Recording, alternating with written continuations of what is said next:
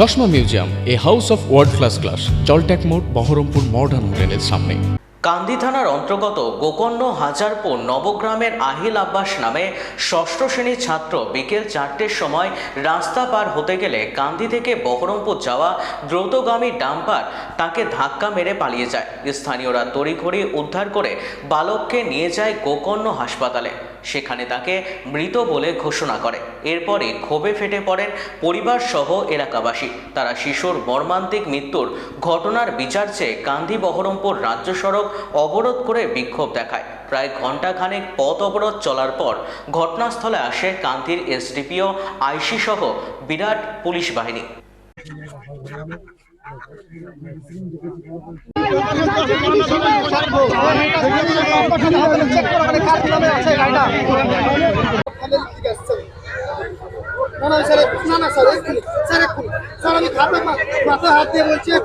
ডাম্পারে যে number plate গুলো নাই, পুলিশের টাকা খেয়েছে, এখানে নাম্বার প্লেট গুলো পুলিশে খোলা করেছে।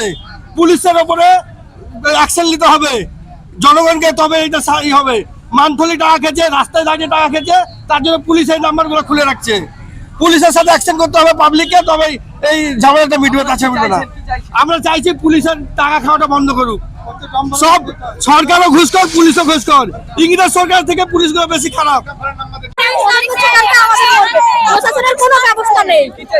একটা ট্রাফিক পুলিশ চাইছে, ডাম্পার চাইছে, আমাদের প্রশাসনের হেল্প চাই, প্রশাসনের হেল্প চাই।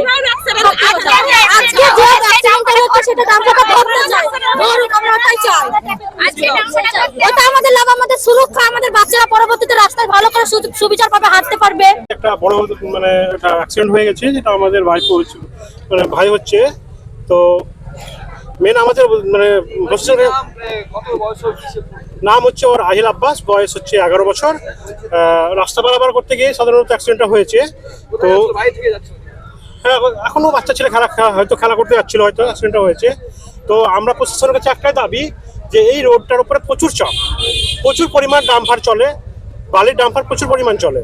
তো আমাদের প্রশাসনের কাছে একটাই দাবি যে যাতে এই ডাম্পারগুলোকে কন্ট্রোলের মধ্যে রাখা যায় এবং স্পিড ব্রেকার বা এই ধরনের যে যাবতীয় জিনিস যেগুলো আছে সেগুলোকে মানে সরকার যেন ব্যবস্থা করে। আর ডাম্পারের সবচেয়ে বড় প্রবলেম হচ্ছে যে নাম্বার প্লেটগুলো সব ঢেকে রাখছে। ডাম্পারগুলো সব পিছনে নাম্বার প্লেটগুলো হয়তো কিছু কি দিয়ে ঢেকে রাখছে, যার কারণে আমরা নাম্বার প্লেট দেখতে পাচ্ছি না। প্রশাসনের দৃষ্টি আকর্ষণ করার জন্য আমরা বলছি যে এগুলো যেন ইমিডিয়েটলি এর ব্যবস্থা নেয় এবং এই যে রোড অ্যাক্সিডেন্টটা যেন অনেক মানে একটু কমে, তার জন্য যেন সরকার আমাদের সাথে, প্রশাসন আমাদের সহযোগিতা করে।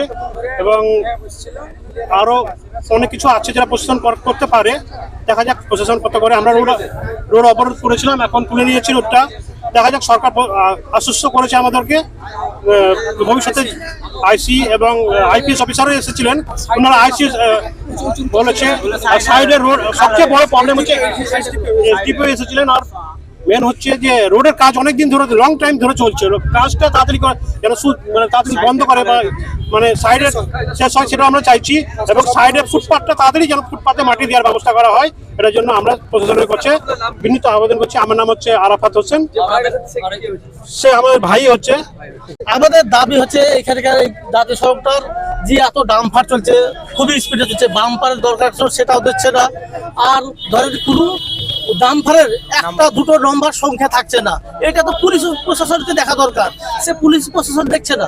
সেদিনকে রাত্রে একটা হলো নম্বর জিজ্ঞেস করে, তোমার গাড়ির নম্বর করে, সেটা আমার পুলিশে করবে। তো সেটা পুলিশ প্রশাসন তো দেখছে না নম্বরগুলো, গাড়ির নম্বরগুলো। প্রতিটা গাড়িতে একটা নম্বর থাকছে না, এটা কি কারণে সেটা বলেন। আর আমরা এটা আবদার করছি, নম্বরগুলো যেন অবশ্যই যেন গাড়ির ঠিকভাবে থাকে, সেটা থাকছে না, সেটা পুলিশ প্রশাসনকে বলেন। এটা আবদার অনুরোধ। আমার নাম রাজু সিং।